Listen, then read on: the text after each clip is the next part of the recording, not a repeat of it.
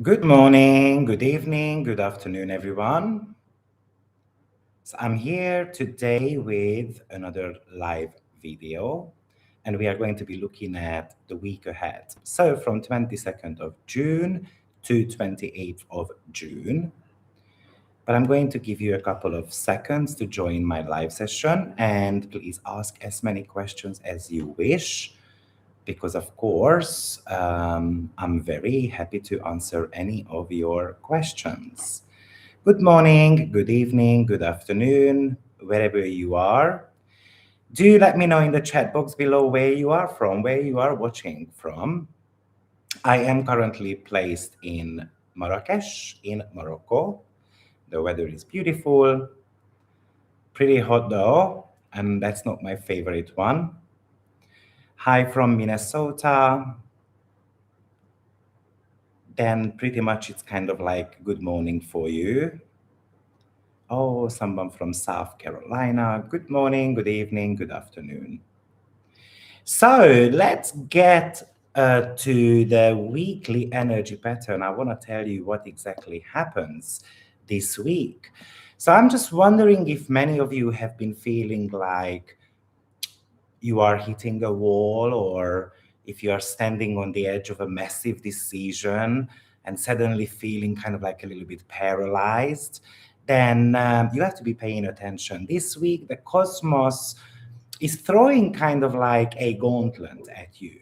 We are stepping into a week defined a bit of by a crisis of action, a sudden mental impatience that could burn your bridges, that could burn your wings a little bit if you aren't careful enough. A heavy wave of cosmic fog, but then there is a complete kind of like emotional jailbreak as the moon goes entirely out of bounds. So I'm going to talk to you about this out of bound period a little bit more. This is not just a week where you have to be coasting through. So if you don't know how to navigate, these specific shifts, you are going to waste massive amount of energy or even money as well, because you're trying to micromanage things that are completely out of control.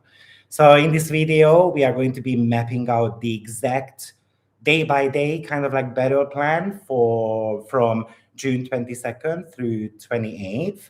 And I'm going to give you the kind of like very real world scenarios to look out for so that you can dodge the traps and capitalize on maybe a massive financial or strategic power or alignments, which actually happening by the weekend. So make sure you watch the video until the very end, because Sunday holds quite a spectacular, grounded, kind of like wealth building aspect that you shouldn't afford to miss, really, if you want to turn your big ideas into something like a tangible profit. So exactly what we are going to be covering today is we're going to be looking at the first quarter moon phase. Then once we've done that, we are going to be focusing a little bit more on Icarus, because Icarus is going to be entering the sign of Gemini.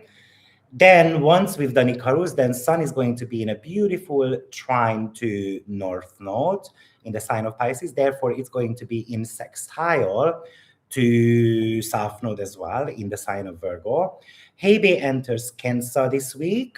So we are going to be talking about Hebe.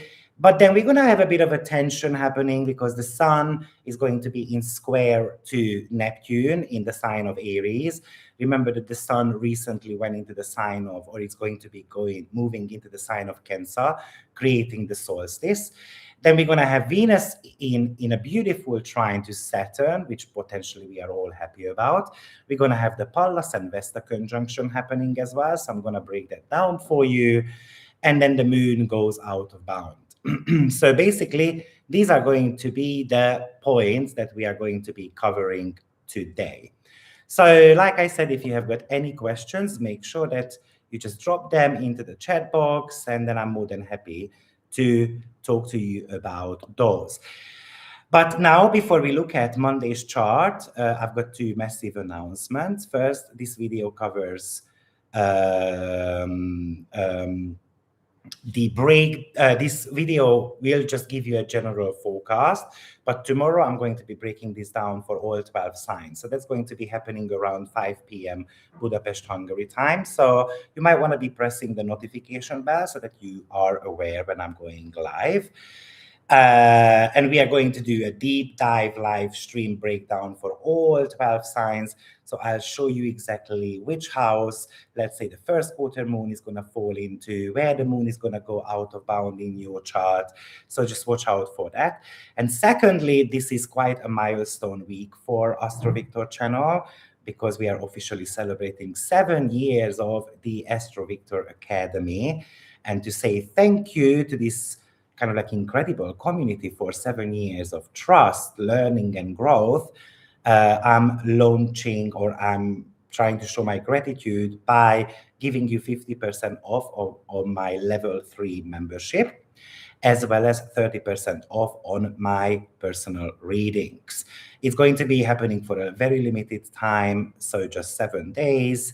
So if you want to grab your space or place in my academy, check out on my website, or if you would like to have or a bit more clarity on your own path, then you might want to be checking out my personal unique readings as well. But I think we should get started, and I'm going to share the screen with you so that you can see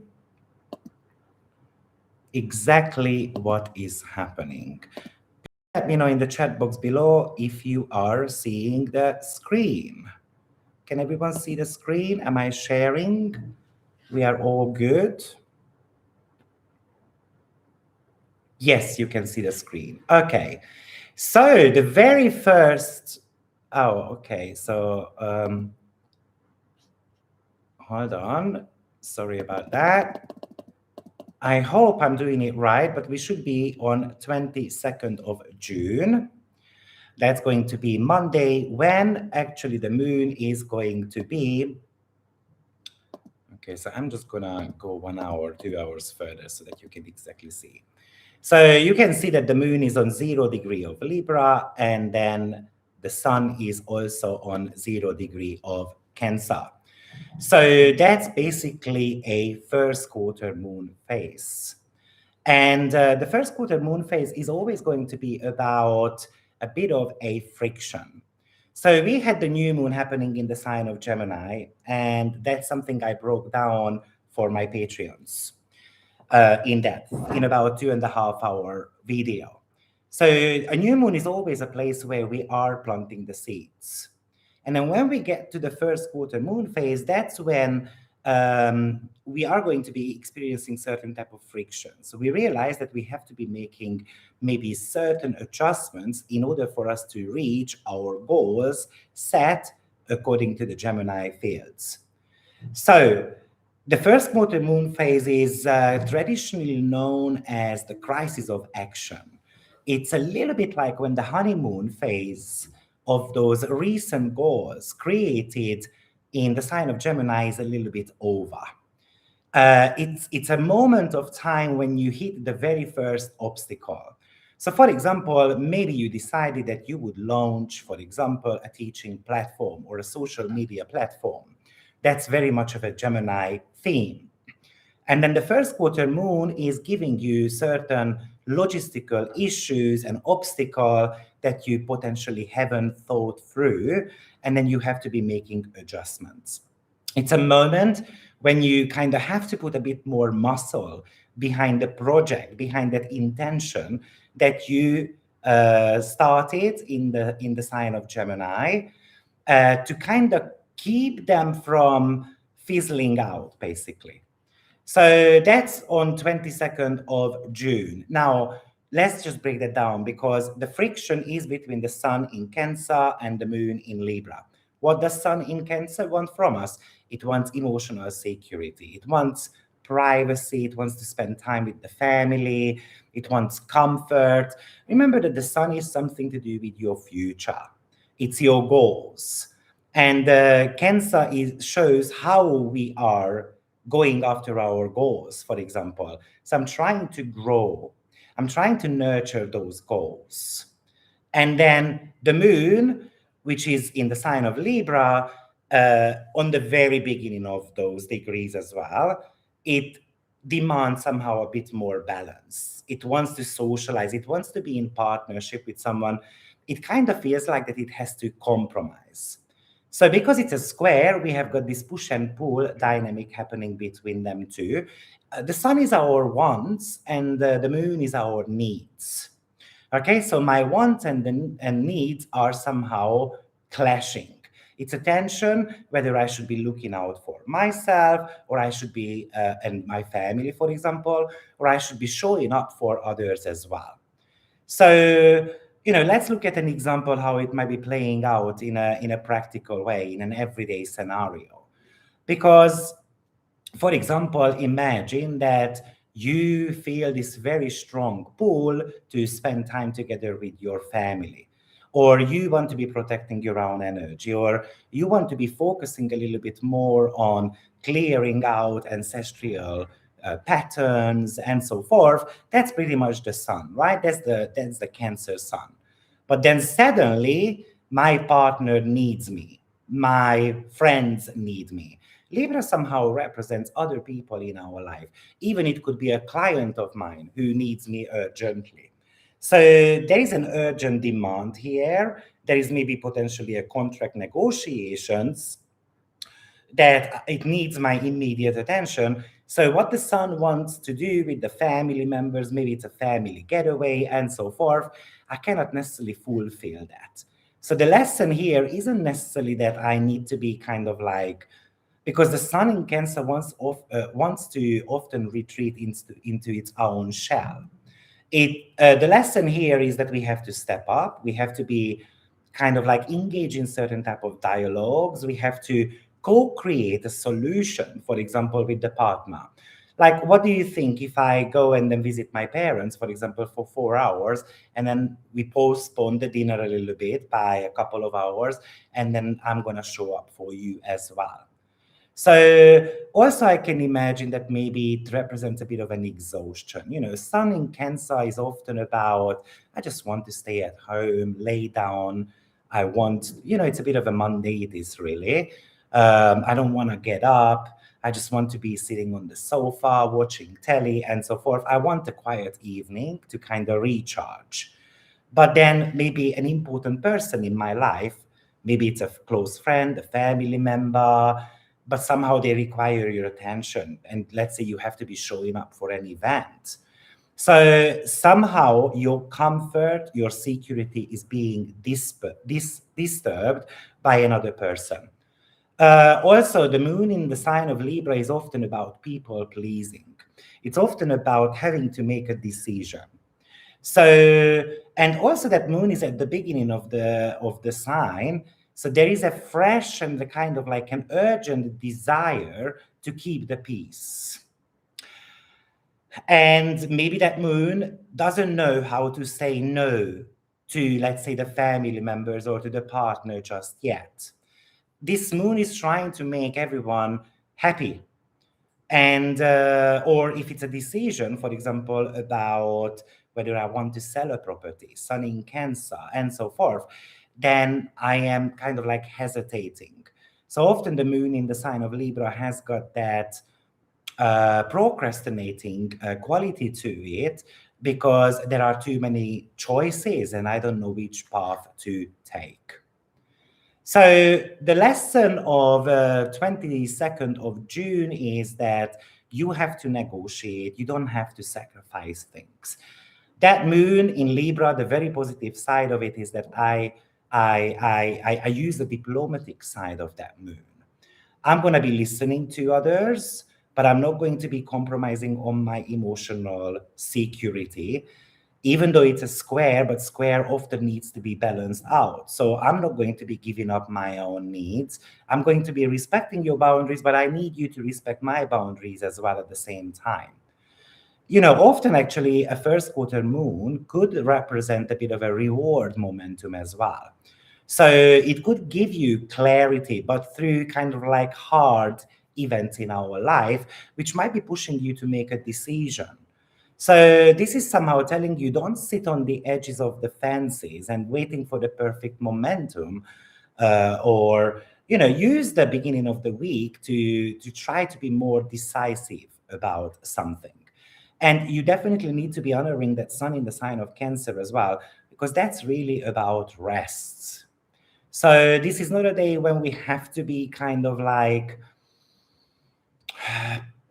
putting too many things down in our schedule, which I know it's potentially very difficult for many of you because it's Monday, right? And often Monday is a day when, let's say, in companies, we have to create reports and we have to go for staff meeting and all those type of stuff. So I get if that's a bit of a challenge for you. Now, we are still on the same day, so I'm just going to pull up and hopefully you can see everything. But I'm going to be pulling up here the asteroid lists as well. Because on this very same day, 22nd of June, we have got an asteroid called Icarus, who enters the sign of Cancer as well. So therefore, Icarus is being part of that first quarter moon. So let's just find where Icarus is. Icarus's astrological number is 1566. Sorry, Icarus is entering not Cancer, it's going to be entering Gemini. Sorry about that, I made a mistake there. So Icarus will be entering the sign of Gemini. So its astrological number is 1566. Icarus spends approximately about 4 weeks in sign. So let's just talk about what Icarus actually represents. Icarus is flying too close to the sun, kind of like disregarding the red flags, and then it's going to get burnt and then it's going to fall down. So Icarus represents areas in your life where you take risks where you kind of crave for ultimate freedom, where you are prone to be running out of bounds because we think that we can fly higher than anyone else. So Icarus has got the tendency to kind of look down on people. It's the desire to break free from any type of limitations, but usually Icarus represents something that comes with a cost. So it's gonna cost you. The story says that Icarus died, even though he was being warned that if you are making this silly mistake, then of course it's going to be costing your life. So Icarus moves into the sign of Gemini. You can see that immediately it's going to be making a conjunction to Uranus. So what is Gemini? Gemini represents our mind, the way we communicate, our kind of like daily logistics, the way we speak, the way we process information. So Gemini is a very fast and curious and sign, and it constantly gathers information. So with Icarus here, the urge to move fast, to speak quickly, to kind of basically share our opinions with others could be something that might be hurting other people's feeling, for example. Or Gemini is a dual sign, so your mind can be all over the place. Your mind can be on overdrive. So you can be kind of like being all over the place. This can actually indicate accidents as well. So you really have to be watching out on the roads, because maybe you are in a rush on Monday. You have got an important meeting. Gemini represents meetings. And then you are pushing the gas pedal. And then remember, we have got the first quarter moon phase happening as well. And the sun in Cancer should be very cautious. It says, you know what, it's easier, or it's better to get there 5 minutes later than to never get there, basically. So it feels like that there is a mental impatience happening with Icarus in the sign of Gemini. Maybe we want to be pushing something. We have got these genius ideas, for example. We are coming up with certain type of marketing strategies. We want to be pivoting a business idea to someone. Maybe you just want to walk out of your job as well, if it happens in your 10th house. But I also can imagine that, without any type of preparation, we want to be launching something. The trap here is, like I said, the classic Icarus story. Flying too close to the sun, you're gonna get burned. So it somehow tells you that you have to be skimming the surface first. You don't have to be rushing to share your opinion. You don't have to be rushing to send an email, Gemini. You don't have to sign up for, I don't know, 10 courses at the same time because you might not be able to finish them. You don't have to be printing out a document immediately. Somehow the reminder here is that we have to be collecting enough information before we talk. And of course, with Icarus, there is always a bit of a temptation going on as well, because you think that you can get out of jail, if I build these beautiful waxed wings, but you don't think of the possibility of being burned. So you can really make some very blunt kind of like conclusions about people as well. Or imagine that someone is a little bit slower when it comes to conversations, and then you get impatient and then you kind of just leave them there.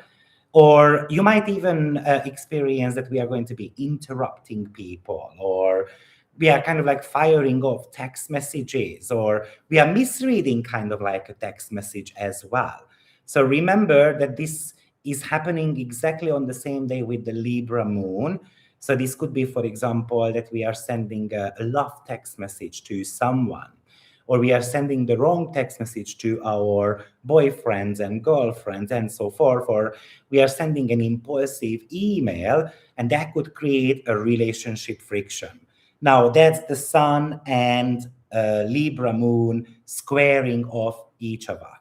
So I would say that the 22nd of January is a little bit more about, a 24-hour kind of like drafting that text message. So before I hit the text send button, I'm going to be kind of just sleeping on that a little bit. If I have got a brilliant idea, then I'm just going to postpone that a day or two, and I'm going to sleep on it as well. Maybe because you can have a brilliant idea, a business idea, for example, but remember the first quarter moon phase is telling you that you're going to have to be kind of like sleeping on that. Let it sit overnight for a second. And remember, this is really about mental speed. So it's brilliant for brainstorming. It's brilliant to write out outlines of something. It's brilliant to consume a massive amount of information also, but use it for the planning phase rather than the launching. Okay, so let me just check you guys if you have got any questions so far. Hi, from Zagreb. Good morning, good evening. Oh, your favorite teacher. Thank you very much. Hi, everyone. It's good to have you guys here. So hopefully you can still see the screen. You can still see the screen, or I don't think you can. So that's strange, but I'm back on the screen. I think what happens is as soon as I go back to the screen to check the chat box, I think it switches off immediately. That's what I'm guessing happens, but maybe I'm wrong. I'm not a tech-savvy person, even though I'm an Aquarius. But let's just move on. So on the 23rd of June, the Sun is in the sign of Cancer, and it makes a beautiful trine to North Node in the sign of Pisces. And remember, if it makes a trine to the North Node, it's going to be making a sextile to the South Node in the sign of Virgo as well. The nodes are always opposite to each other. So we had a bit of a tense moment on Monday, right? It was quite a fast-paced momentum. But then we are kind of like dropping into a much smoother, a little bit more of a supportive type of aspect, because this is a trine, and the trine is something that is kind of like naturally flowing in our life. So the Sun in the sign of Cancer forms a beautiful trine to the North Node in the sign of Pisces, and a sextile to North Node. So let's just talk about that North Node in the sign of Pisces, right? Imagine the North Node as your ultimate destination. It's something that we have to be learning a little bit about. What are we meant to be learning about? It is asking you to lean into your intuition, to kind of surrender control, to trust the big picture, and also to focus on emotional healing or potentially forgiveness, or it wants you to stop micromanaging things and then just go with the flow a little bit. Now, the South Node in the sign of Virgo, which can represent your comfort zone, this is potentially an area of life where often we get stuck. So, for example, if South Node is going through your second house right now, meaning that you have got a Leo rising sign, potentially it might be an indication that you are stuck when it comes to money making. It doesn't mean that you don't have money. It can also mean that too, but it can kind of like indicate that currently maybe you don't know in which ways you want to make money. It can give you kind of like the urge to change the way you are generating income, but there could be a bit of a confusion about how to do that. But with Virgo South Node, we are obsessing over little tiny details. We are overanalyzing that part of our chart. We are trying to micromanage every single outcome. Virgo is one of the most controlling signs of all, in my opinion, and the other one is Scorpio. So when the sun steps into this cosmic alignment, it is basically spotlighting your karmic journey. It's a trine, so it allows your natural emotional intelligence to come out.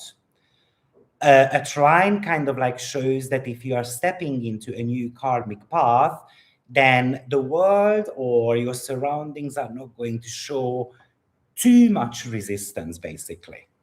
The sun is kind of like a cosmic spotlight. So it spotlights a clear path for you. It shows you the path that you are meant to be on. It shows you exactly what you are meant to be releasing from your life as well. And that's the Virgo part of your chart. It shows that, you know what, if I'm anxious, it's not going to take me further, right? So the sun is somehow telling you that you need to be able to step into your alignment. You need to you need to step into your unique path that was written for you. And if you are confused about your own unique path, then I kind of highly recommend having a reading with me. Remember, we are celebrating 7 years of AstroViktor existence. So it's 30% discounted right now. So for less than $100, you can actually have a reading with me. So that, you know, and then the sun is somehow softening this karmic path for you. It makes it easier. So you might have been feeling like that, you know what, I'm trapped. I don't know which way to go. You might have even wanted to kind of give up on life a little bit because you feel like that you are, you know, you are kind of like having that loser mindset. The sun is showing you a different path here.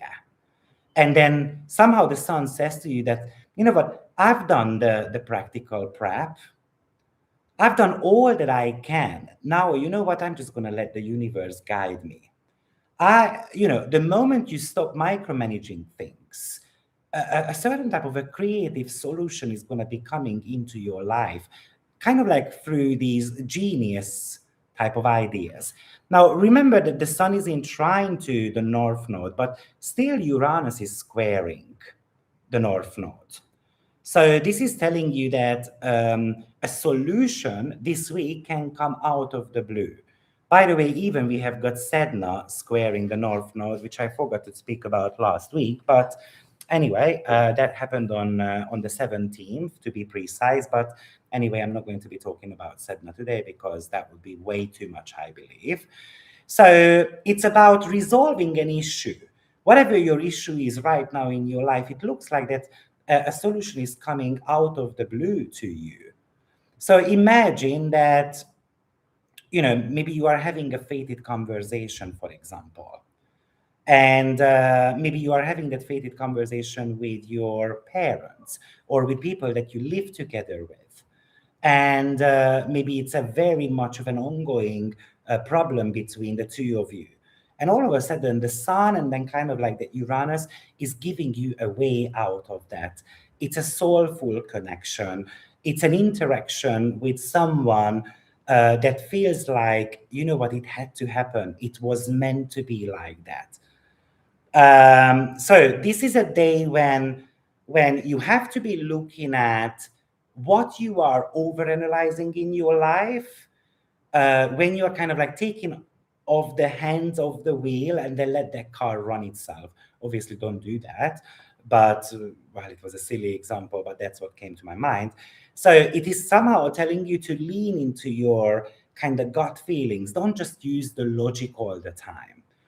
And it's very much about prioritizing alignment and figuring out your future path rather than kind of like letting that logic or the matrix or the data talk you out of something that potentially you are very passionate about. Okay, so let's move on to the 24th of June when we have got another asteroid shift. So hopefully it is still sharing the screen. Okay, brilliant. So on the 24th, Hebe enters Cancer. So that's where I made a mistake because Icarus went into the sign of Gemini and then now Hebe enters the sign of Cancer. So let's just look for where Hebe is. Hebe's astrological number, by the way, is number 6. You can see it's right here, and then you can see it is on 0 degree of Cancer. So Hebe, actually, I like working with Hebe. And I also love working with Icarus as well. I made a webinar about Icarus because I noticed that Icarus plays a significant role in earthquakes. And I spent days on going through earthquake charts. And I noticed that 85% of the times, Icarus was in square to Mars or a quincunx to Mars or a conjunction to Mars. But Icarus and Mars were always somehow in connection. So if you're interested in that, maybe you want to be checking it out on my website. But Hebe, let's just talk about Hebe. Hebe is an asteroid of service industry. It represents hospitality, catering, caretaking. Now, she is named after the goddess of youth. So she also represents young generation, kind of like the trendsetters as well. And basically, Hebe was serving ambrosia or the nectar to the gods. So Hebe in our chart represents how and where we give our energy away, typically to support others. Now, if you think of catering, right? If you think of hospitality industries, what do? You grab a plate of food and then you serve it to people at the table, right? So you are also giving your energy to a client. So therefore, Hebe can kind of show facilitation, or it also shows a specific way how we show devotion to others as well. Often you will see when Hebe, for example, is on your midheaven, then you might, let's say in Leo, you might see that you are going to be having certain type of an entertainment industry or a hospitality industry outlet. And so basically you're gonna open a restaurant, a bar, or all those type of stuff. But the story around Hebe is that she got tired of serving the gods at one moment. Why that happened was because Zeus promised her the skies, basically, but it never got delivered to her. And then she just ended up always taking that glass of nectar to the gods. And then one day she just decided to pour the nectar out of heaven onto the humankind, basically causing massive floods. So that's when Zeus realized that he was not really just. So he gave her the title of the goddess of the youth. So that's what Hebe represents. Now remember that it moves into the sign of Cancer. So Cancer is very much of a server sign as well. You know, Cancer is a mother archetype, it's a nurturer, it is the protector as well. So I would do anything for my kids. Cancer represents our family dynamics, kind of like our domestic life. So, because Hebe is here, one of the meanings of this position could be someone who becomes a martyr and kind of like disregard their needs and they are going to be just taking care of the kids. For example, I'm going to be hosting, let's say, a party, like a family event, and I'm going to be cooking all day, and I'm just going to make sure that everyone's glasses, are full, but I forget to drink. I forget to have some food and so forth. So this could also indicate somehow that we are super tired of something.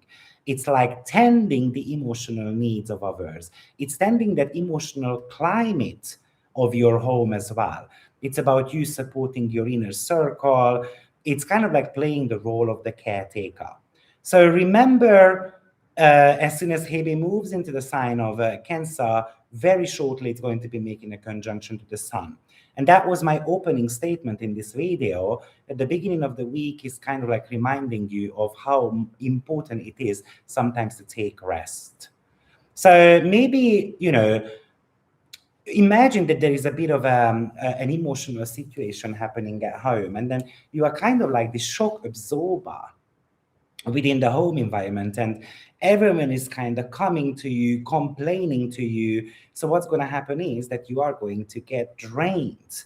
It's kind of like collapsing. It's like feeling overwhelmed because everyone is so stressed around you, and then they can put the stress onto you.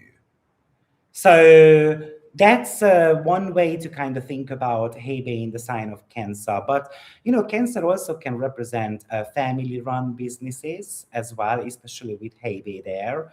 So if you have got, do let me know in the chat box below if you have got Hebe in the sign of Cancer, but especially around your midheaven. Often that, or sixth house, or even second house, that could often indicate a family-run business. But I'm talking about a natal position right now. But imagine that in that case, you have got, let's say, a service-based family-run business going on.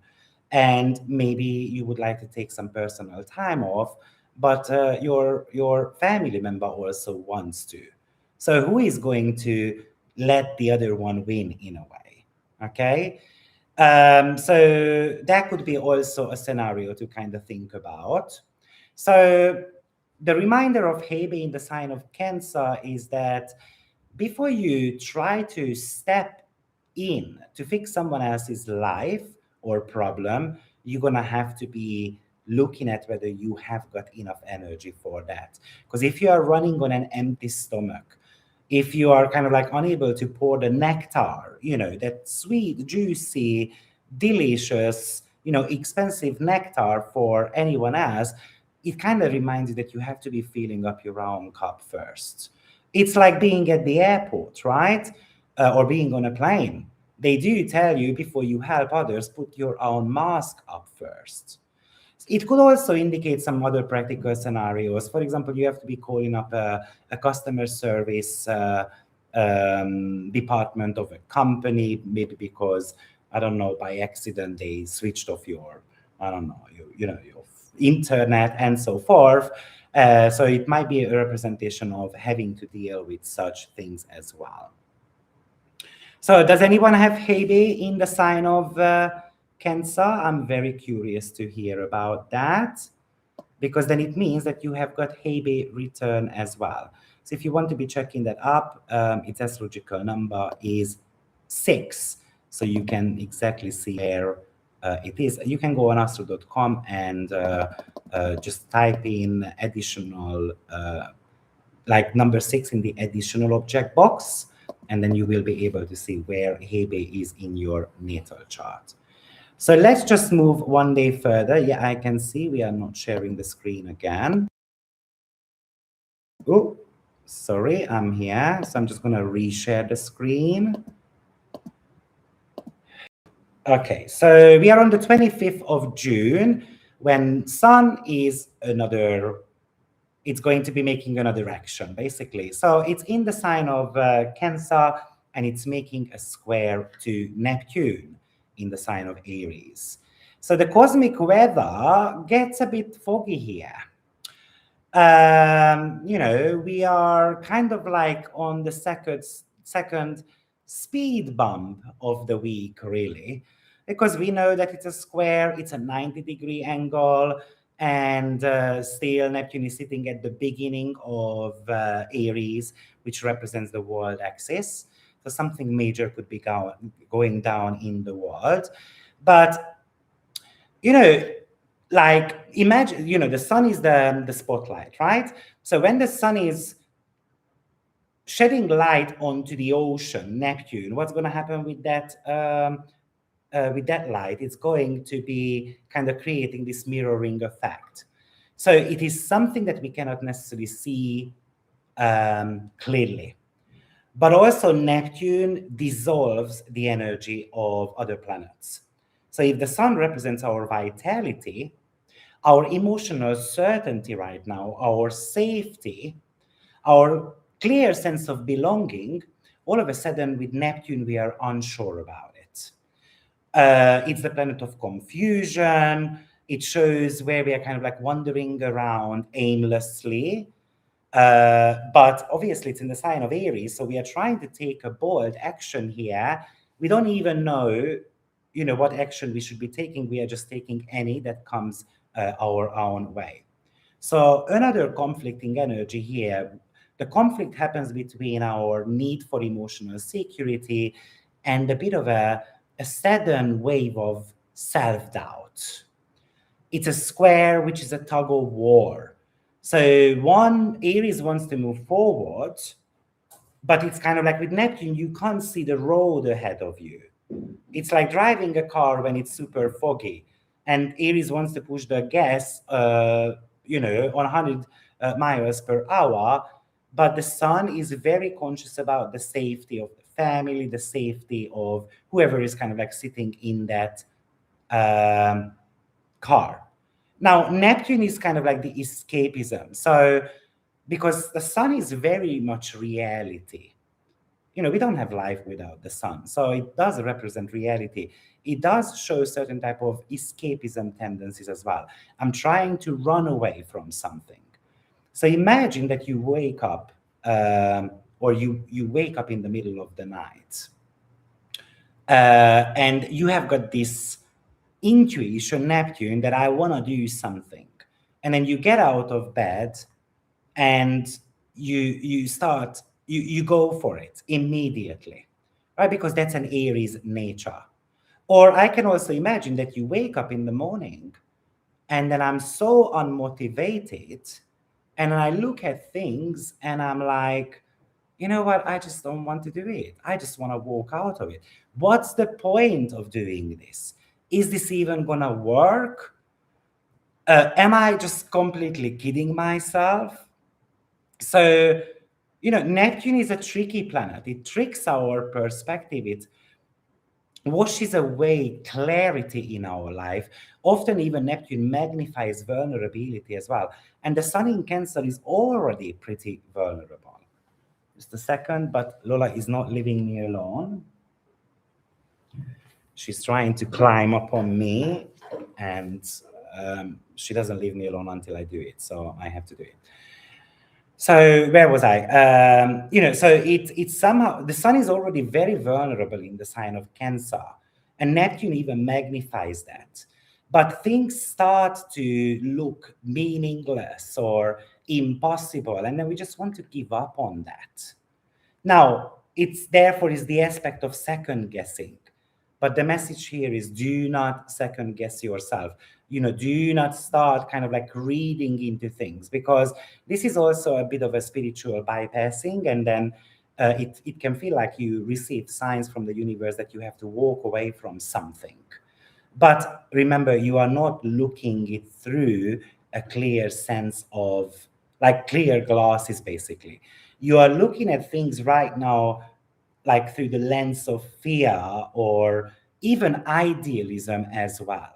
Now, this could indicate misunderstandings with people you live together with, or Neptune has got this savior complex as well. So you're trying to save a family member, you're trying to pull them out of their own misery, but maybe they are kind of like disrespectful.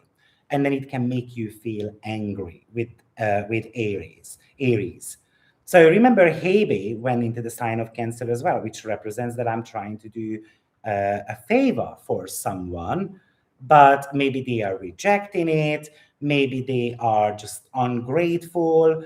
I don't know, maybe they want you to give them $500 and then you can only afford $200. And instead of saying thank you, they're going to be like, oh, hold on a minute, I was asking for $500. So what is wrong with you? So also it's very easy to misunderstand the tone of people as well, or it's very easy to kind of forget about like ghosting someone. Neptune represents ghosts. So you might be ghosting someone by mistake. You were meant to be calling your mom back, your family member, and then they get frustrated. So the secret of surviving Sun and Neptune square is that basically don't make any type of permanent decision today, because this might be something that we are going to be regretting later on. If you have got any type of big moves to make, maybe this is not the day to do that. It's not a great day for contractual agreements. It's not necessarily great to go on a shopping spree either. This is a day when you have to draw the line, you have to draw the boundaries. You're going to have to be able to say no as well, because maybe with that Sun and Hebe conjunction, a family member is going to be asking for favor, and the Neptune is like, I don't want to do it, but I don't know how to say no, so I'm just going to do it anyway. So try to push through a little bit until Friday, Saturday, or even Sunday, when this energy starts kind of like dissolving a little bit. And make sure that you verify. Don't just assume things, because that's also highly possible that a piece of information is coming to you, maybe a conversation that you are having with family members, and then it can make you feel deflated, anxious. And we are not asking verifying questions. We are just assuming that something has been done, and maybe you end up, not having it done. But on the same day, thank God, we've got also a nice aspect happening, and that's Venus in trine to Saturn. So Venus is in the sign of Leo, making that trine to Saturn. And what's also pretty exciting this week is that, well, Venus is not only making a trine to Saturn, but it's making a trine to Vesta and Pallas Atheni as well. But let me show you, those are only going to be exact just a few days after, actually from the 29th onwards, really. So because obviously Pallas Atheni and Vesta is also moving, so on the 28th, that's going to be happening already. So Venus is making that trine to Saturn. So therefore, thank God, the day is not just about navigating the fogs in our life, but I think the universe is giving you a solution there. The universe is giving you a kind of like a balancing act. So this is, let's call it as the antidote of that Sun and Neptune square, really. With Neptune, we blurred the lines a little bit. We had all those doubts, but Venus and Saturn feels like that it gives you a lot more clarity. So what Venus wants in the sign of Leo? Venus wants to express itself boldly. It is very passionate about something. It is hyper creative. It is also very loyal. It wants recognition. It wants a bit of an applause. It wants high quality connections as well. Yes, the shadow side of Venus is that we are going on a shopping spree. We end up just want to be treated like stars, but we might not want to be giving something back in return. Now, but Saturn in the sign of Aries, it wants structure. It wants discipline when it comes to those commitments. It wants stamina, basically. It wants you to act on something independently and to kind of roll up the sleeves and get the work done. So this is a trine. So trine represents opportunity. So if Venus in Leo is very passionate about, let's say, a creative project, then Saturn kind of allows it that if you work hard for it, actually it's going to happen. It's going to last. Venus in Leo is also highly creative, and Saturn says you're just going to have to finish it, and it's going to become a beautiful product. So if you are running a business, for example, or because Leo also can represent entrepreneurship, then it's all about not necessarily second guessing yourself, roll up the sleeves, and then get basically the work done. Eventually, it's going to pay off. Saturn says you're just going to have to be a little bit patient. Now, of course, Saturn in the sign of Aries is not necessarily the most patient element, and we have to learn to be patient there. But also, if you want to give birth to a creative project, Saturn says it has to be very practical, or you have to be looking at the administrative side of things, or you have to be looking at the administrative side of relationships also. So this could be brilliant, for example, for engagement as well, because Saturn represents long-term relationship. Often we are so afraid of Saturn, but Saturn is a glue. So, and Venus is the planet of love. Venus, of course, represents money as well. So we can make financial agreements with that aspect. We can formalize an agreement. Venus agreement, Saturn is about formalizing. Saturn kind of tries to cut through the noise wherever it is. It is always helping you to see the objective side of things. So it wants to show Venus its own values, the value of fun, the value of entertainment, the value of negotiating even your downtime, and so forth. It is somehow an aspect which is trying to give you confidence about something. Now, of course, Venus, one of the number one meanings of Venus is relationship. So, what this is about giving feedback to your partner and kind of like, let's build this relationship further. Let me give you a praise. Let me show you how loyal I am to you. Let me show you how serious I am about our love story. So this is kind of like a little bit like, where do we stand in this relationship right now? What we can improve in this relationship. But also this is brilliant for collaborations as well, or sitting down with a client of yours and outlining the details of a contract, or we are sitting down and then talk through our responsibilities. And because it's a trine, so it's not necessarily a friction. We can sit down and then we can agree on something. We are coming up with the infrastructure to be able to support each other. So that's a very beautiful aspect, I believe. I have it in Cancer 9 degree. I'm guessing you are talking about Hebe. Yeah, I'm guessing, or maybe you are talking about Icarus.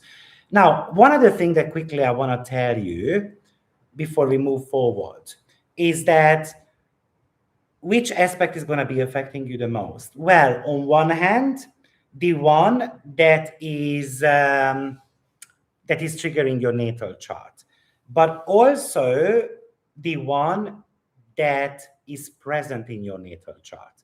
So if you have got, for example, a Venus and Saturn trine natally, then regardless of the degree of that Saturn and Venus trine right now, that aspect becomes super important right now for you. So I do have natally a Saturn and Venus trine. So this is what we call as a recurring transit or a holographic transit, okay? This is something that I was teaching about in the predictive classes. And if you are a level 3 member, then it's available actually for you for about $500 right now for about 7 days. It's a year worth of course, so you might want to check it out.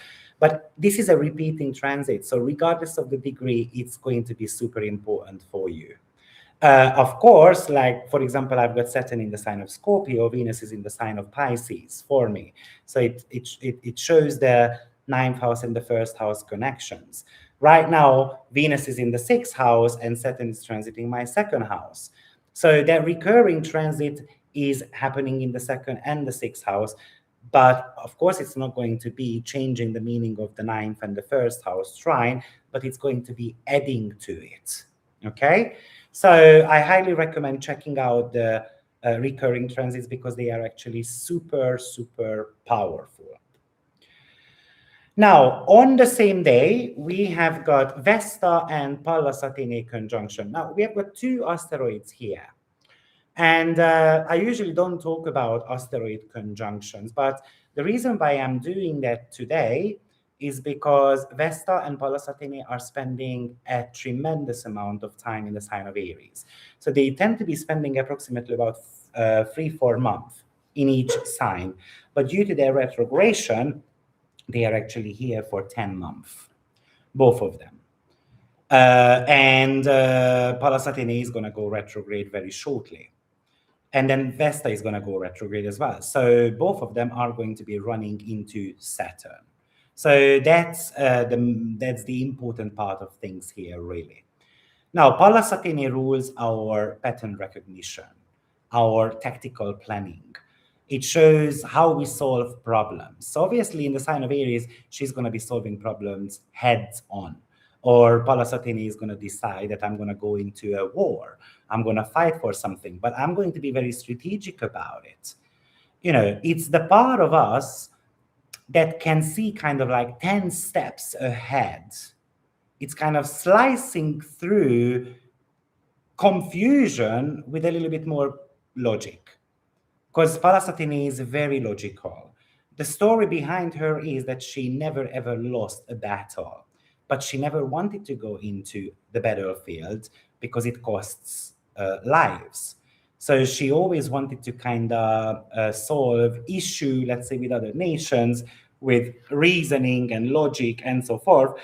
But if she had to fight, then she was ready to go into the battlefield. But she came up with these beautiful plans.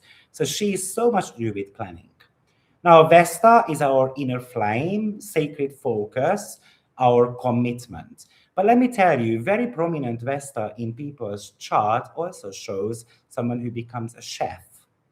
For example, Vesta on your midheaven or Vesta in your second house. So do let me know if you know anyone with a prominent Vesta, second house, sixth house, again, midheaven, because that's actually good for me for research purposes. But Vesta also represents, it really pops up in people's chart who makes investments, cryptocurrencies, and all those type of stuff as well. So that's another bit of a research factor there for you. Now, remember, both of them are in the sign of Aries. So on one hand, I think it creates a bit of a tunnel vision. This aspect creates a tunnel vision. Why is that? Because Vesta is very dedicated. Pallas Athene is about a plan. So I'm very dedicated to a plan. It's an urgent plan. It's a fierce plan, most likely, because it's Aries. I'm very focused. I've got a tunnel vision to kind of create autonomy in my life, to be independent. I'm very focused on my survival as well, because Aries can represent such things. It feels like this conjunction is really much about an intense devotion. It's a burning devotion, really. So I'm kind of feeling like, for example, that I'm going to come up with certain type of marketing strategies. Maybe if it's happening in your second house for a Pisces rising sign, then I'm going to be looking at ways of monetizing money. This could be also the case if it's in your third house or the fifth house. But this is a bit cold type of energy. It's super precise. So it's working out the details as precisely as possible. It's somehow rewriting a system. Why? Because Saturn is there too.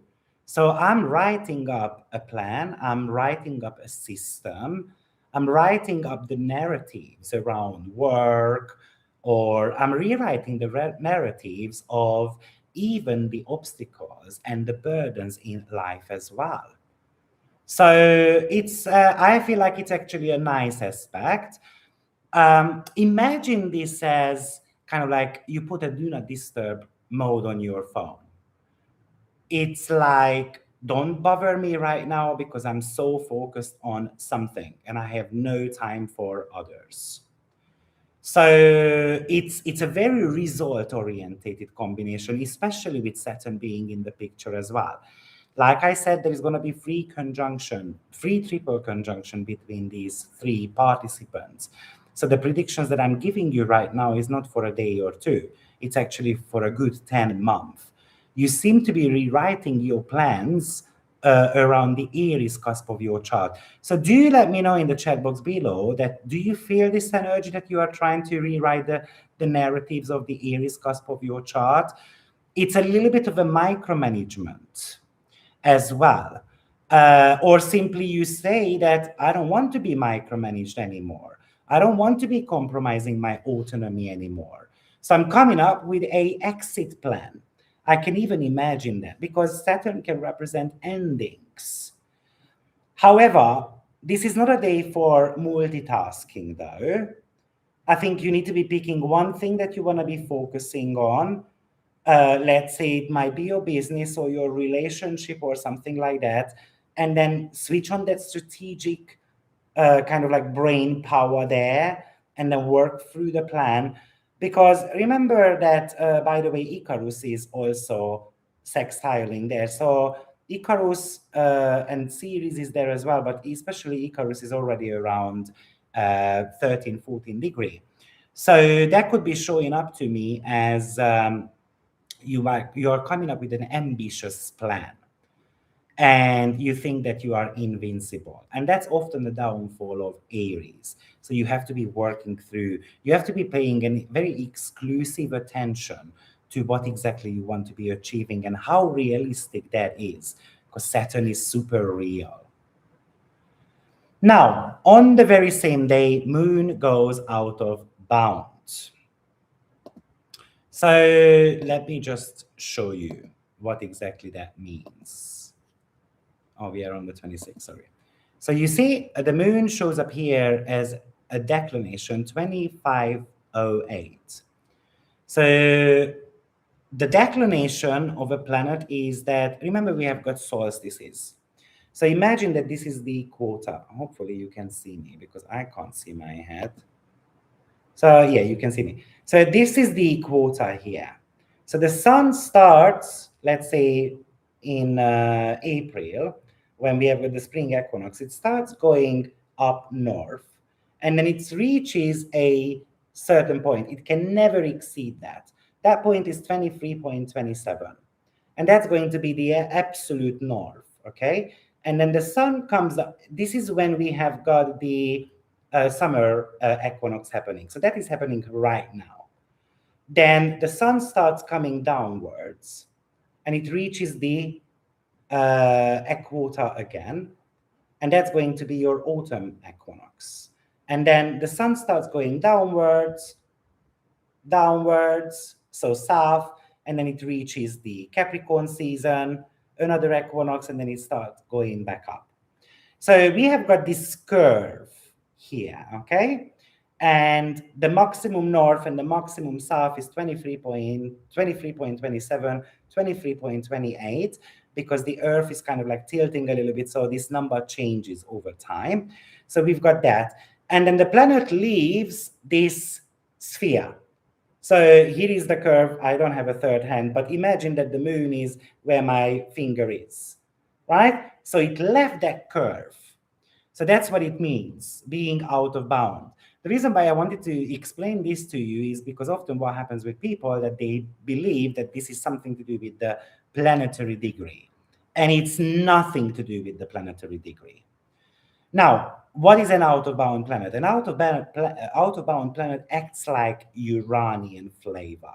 So imagine that you have got kind of like a moon and Uranus conjunction.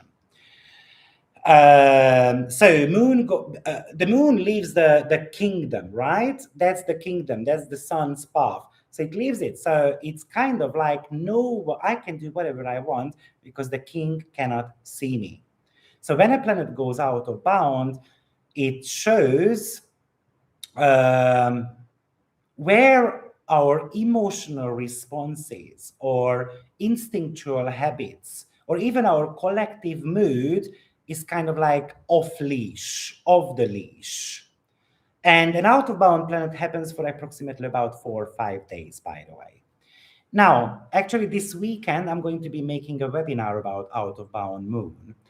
Because what's very interesting about out-of-bound moon is that for about 9.5 years, every single month, you're going to have an out of bound moon at least once or twice.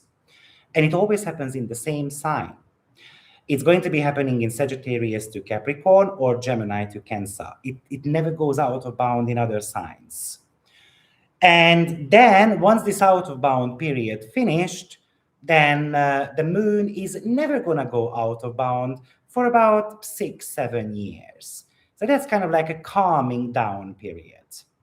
Now, the out of bound period started approximately 2020. So we are actually at the end of the out of bound period. So it doesn't last for 9 years. It lasts for about 7 years on and then 7 years off. So we are kind of like at the end of the out of bound periods right now. So it's going to be finishing sometimes next year. And then we're going to have 7 years of no out of bound moon. Now, this is something that I'm going to be explaining in detail in the webinar tomorrow, I believe. Yes, it's tomorrow. Or maybe next week. Oh, I have to check that. But it should be, I think it's tomorrow. No, sorry, it's going to be next week. Okay. So it's not this week, it's next week. So we are, okay, so what is happening right now? I'm back here. Okay, so not this week, next week, I'm going to be doing that. And it's really interesting because it always goes out of bound, like I said, in Sagittarius, Capricorn, or it's going to go out of bound Gemini or Cancer. So firstly, do you have an out of bound moon, for example? Because then it means, and I'm very curious to hear, do you feel this kind of like emotional tidals in your life every about 7 years? It's kind of like reaching ups and downs all the time. So the moon is a really cool thing to look at from this point of view. But anyway, the out of bound energy starts on 0 degree of Sagittarius. It's not always on 0, but this time around it's on 0 degree of Sagittarius. And Sagittarius is the ultimate freedom. It's exploration. It's wild optimism. And then it travels to 17 degree of Capricorn. So the moon is usually out of bound for about 45 degree, which is a semi-square type of aspect, right? So imagine once the moon reaches that 17 degree of Capricorn, there's a bit of a sobering happening. You know what? We were too wild. We were doing too much exploration. I don't know. We had too much to drink, for example, and I need to stop for a minute.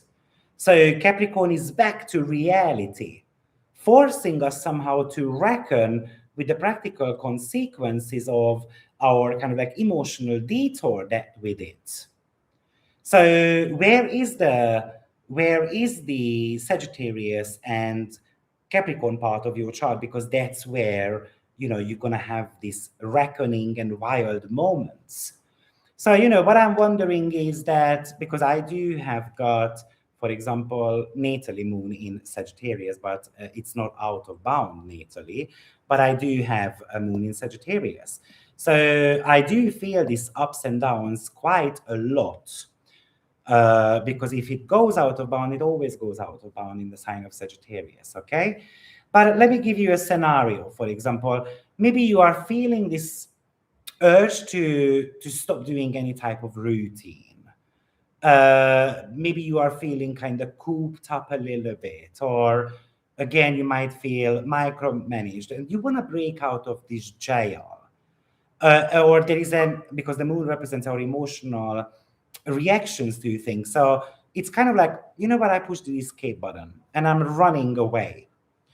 But the moon is, when it's out of bound between 2 to 5 days, okay? Usually it's about 4 or 5 days, sometimes rarely 2-3 days, but 4 or 5 days.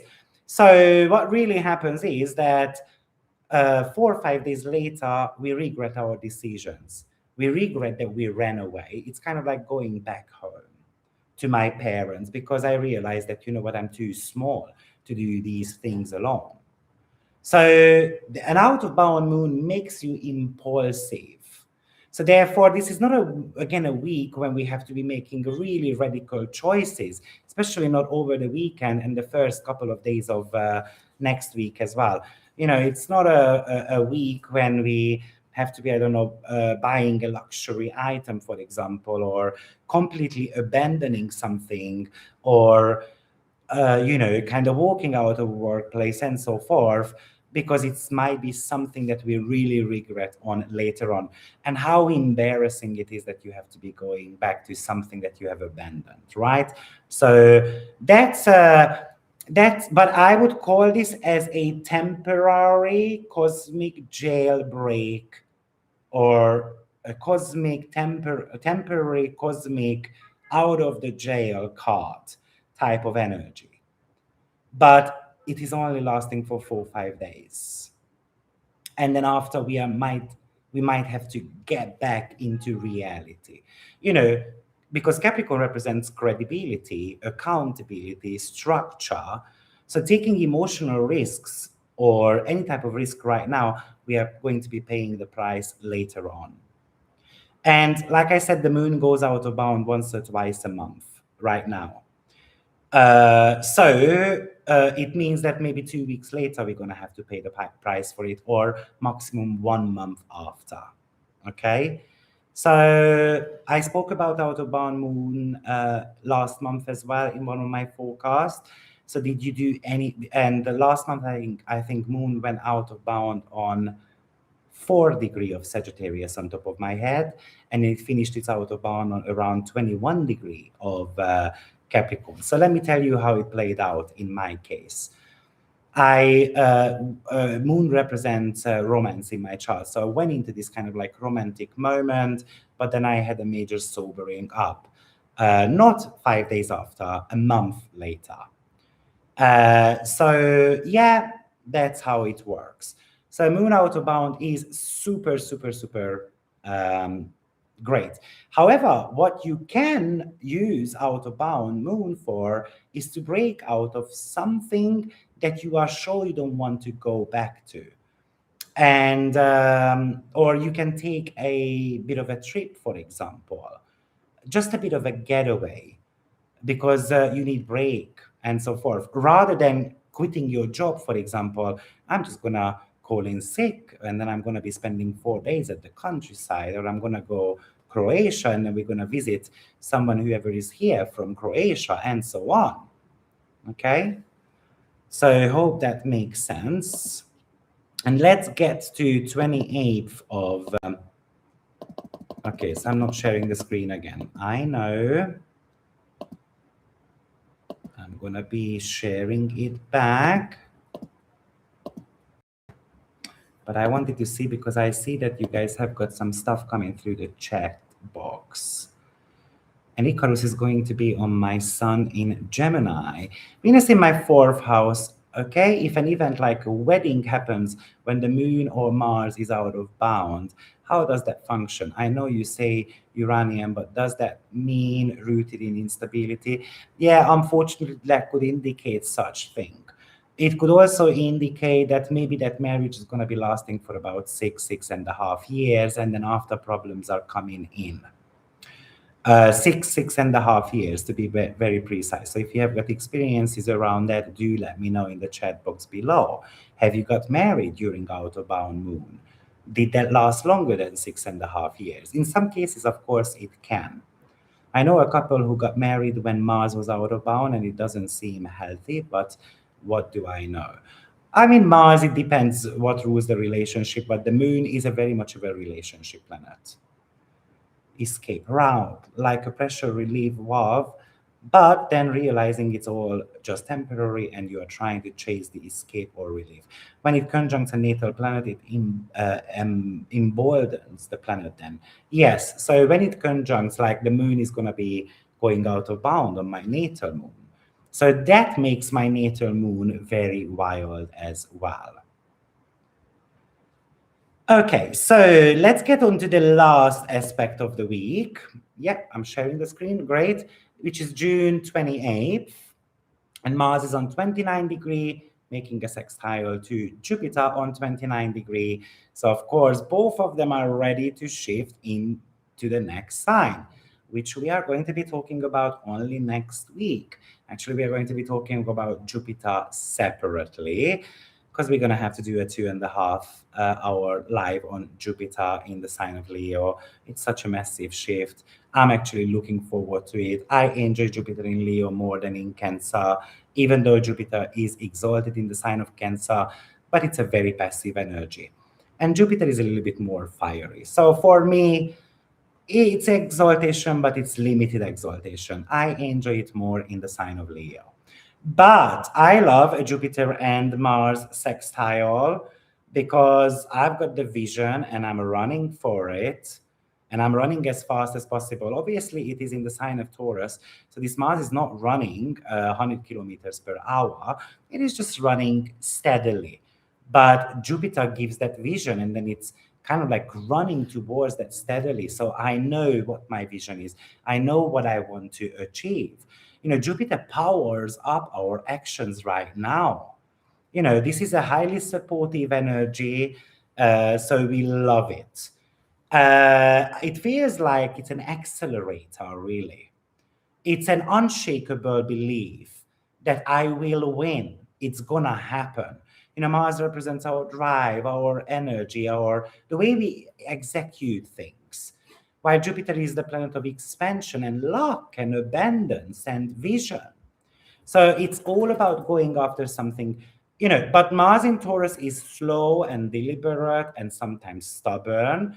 And Jupiter can magnify that as well. Mars in Taurus is focused on finances, material results. It doesn't rush, it builds to last, but it kind of tries to hit the deadline though, or it tries to still finish before the deadline. So I feel like with this sextile, it's a growth potential, really. It's a money-making aspect. It's a very fertile combination.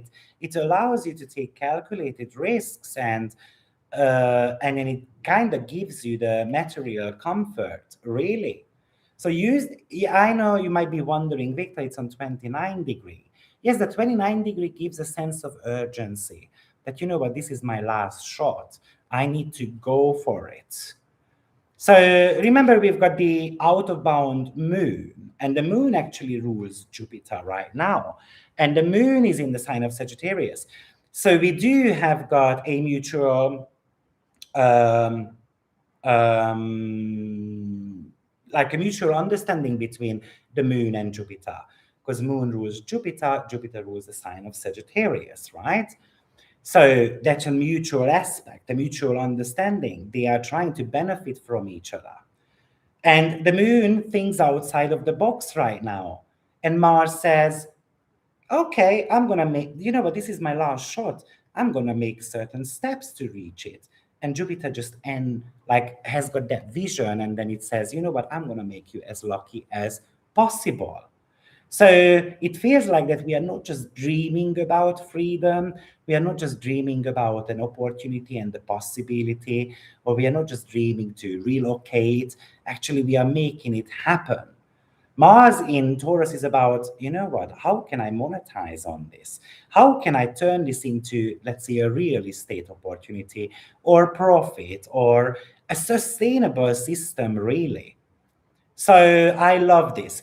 What we need to be a little bit afraid of is that we can burn the engine down a little bit. We can get because Jupiter is like the overdoing something. So it can overheat the engine a little bit. And then we can try to chew on more than we can, or we can, work with. Or our emotions, because they are quite heightened right now, our emotions can cloud our judgment as well a little bit. But I think it gives a massive boost to your physical, even your mental stamina as well. It's kind of like when you are having your emotional abdomen and then you are making it stronger. So, and yes, Mars is not doing well in the sign of Taurus, but it's at the end of the sign, so it learned already that patience is important. So this Mars is focused right now. It is about endurance. I usually say that Jupiter and Mars, good aspects, are like sprinters. They're going to get to the finish line. Obviously, it gives you that winning mindset as well. So, but take one tangible steps at a time. Don't try to jump over the hurdles, I don't know, 10 meters before the hurdle arrives. Because we can kind of overextend our faith a little bit, thinking that we are invincible, and then unfortunately this could be causing a bit of a trouble. So to wrap all of this up, I think there is quite a huge evolutionary push this week. We are opening Monday with the first quarter moon, the crisis of action. We make adjustments. It forces us a little bit to hide, to negotiate. That's the danger there with Icarus in the sign of Gemini, which is making our mind restless. But then by midweek, we have got intuitions coming our way. We are trying to release, say goodbye to micromanagement. Then we are navigating a bit of a Neptunian fog in the middle of the week, but Venus and Saturn might be saving us, and then it becomes more practical. And definitely with Pallas and Vesta, we become more focused as well. And then after, all of a sudden, we have got desire to be free.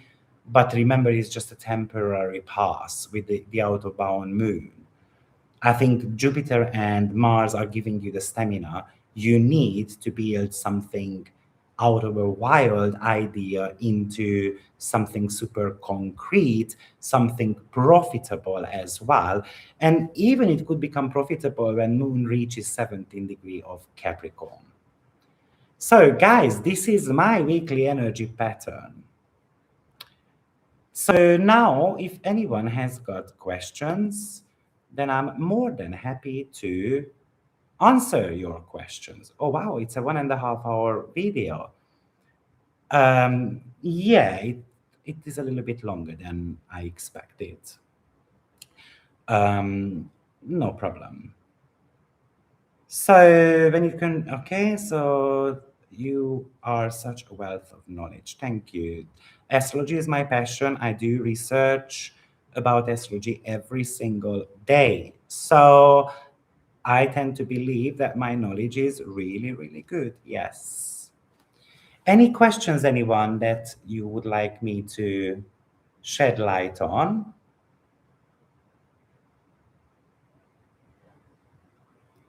No questions?